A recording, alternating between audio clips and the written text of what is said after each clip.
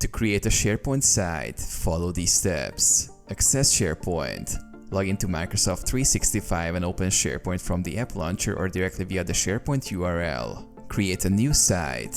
On the SharePoint homepage, click the plus Create Site button, usually found in the top right corner. Choose Site Type. Select the type of site you want to create. Team site, ideal for collaboration and teamwork. Communication site, best for broadcasting information to a wider audience. Configure site details. Enter a site name, which will automatically generate a site URL. Add the description, select the site privacy settings, and choose a site classification if applicable. Set up permissions. Define who can access the site by adding members or groups. You can also set permissions for different rules. Customize the site. Click Finish to create the site.